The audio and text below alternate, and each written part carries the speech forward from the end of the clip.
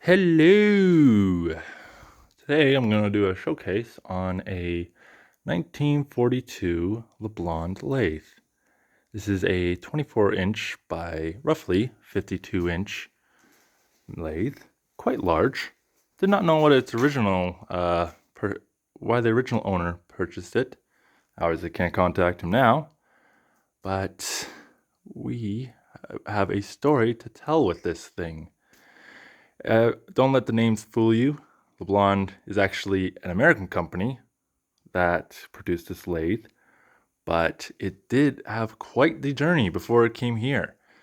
It was obviously, like I said, built in America. Here, I'll show this stamp right here. America. Yeah! And then it was shipped off to Britain. Europe? Let's go with that. Let's just go with it was shipped off to Britain. Yeah. It was shipped off to Europe. Let's just go with it shipped off to Europe. So shipped off to Europe, and as you can see, there's the dealer's tag there. So nicely it was given to us. It's actually still very, very white. It was shipped all the way across from America to Britain, Europe. Let's keep saying Europe. It was shipped off to Europe. And funny thing about this, even though it was shipped off to Europe there, it actually is a imperial machine. This thing cuts imperial threads. It's not a metric machine. And to prove that, I will show you the threading guide here. And so there you go, there's your fractions. And let's show this right here. Inch! Very interesting. But yes, not everything in Europe is metric. They still use that stuff. Well, at least in 1942, that is. But this is a very, very slow machine, as you can see here. One Regal, 350 RPM, but it is extremely powerful. That is for sure. I've been using it right now to create this shaft here for another project. It can carve quite well even at 1 inch. Not the best surface finish, but once you get up to 2 inch, it gets a lot better, so that's great. And this machine, like I said, it traveled from America to Europe, and then actually came back to Canada. It was in BC when I bought it, and then we shipped it over to its neighbor, Alberta, and now I own the machine. It had originally had a 430 volt, I believe, 430 volt motor on there, which is actually also proves that it was a English lathe, English bought lathe. And then they converted it to 480 volts when it came back here, 480. And then I converted it to gasoline because 3-phase is extremely hard to get done. So still has the 3-phase motor for the pump.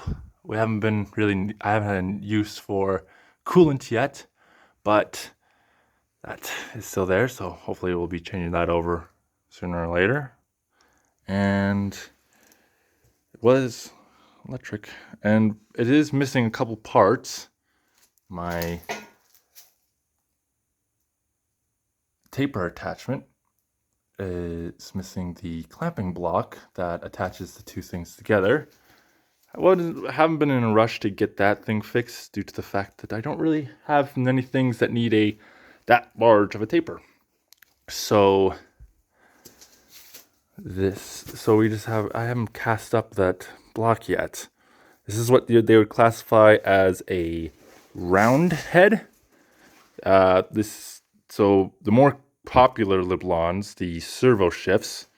This is the predecessor before the servo shifts, and this square heads, but this is the round head. So not a lot of these things out there. Very hard to find parts for. I can't find really anything for these things. That is a bison four jaw on there. And if you can see under here, we actually have this kind of archaic looking one here. This is what it came with. So that's what's currently, that was what was on there in the first place. I don't even know what kind of truck this is. Like, it's a 3-jaw, obviously, but not sure the manufacturer or like anything like that. These lathes have the threaded face plates that go on, the adapter plates that go on here. So this lathe can only run in one direction, but I'm not really doing anything that requires 2 directions, so that's not really a big deal. And it came with this really nice handle. I love that. Like, they just do things differently back then. Don't know. But, and then it came with this piece. Still pondering over what this piece does. If it's a knurling tool, or if it's like, it's a forming tool, or if it's a hobbing tool. I'm not sure yet. It was a tube out there was the tube right there. It originally came out of the what's attached to the coolant, and it has 2 places. There we go. That this little circular thing can be attached to, so it can be like facing that way, or it can be on that way, and not exactly sure what it does yet. But yeah, that's kind of the lathe. Very interesting machine. And what's even more interesting is the fact that they had to just get anyone to run these machines. So to do that and not have to worry about where the manual is, they actually teach you how to do threading right here. I don't know if you can see that. Let's see if we can get the camera on there. There we go. Directions for using chasing dial. Right there. And yeah, it's dirty. It's a dirty machine. I need to take care of it better. But yeah, that's the machine there. Real interesting piece of kit. And honestly, it's not that worn down either, which is very, very nice. Gonna be using this mostly for threading. Can't really do small stuff on it, like I've already stated, but yeah, this is the 1942 leblond roundhead lathe. And yeah, hope you guys have a good one, and goodbye.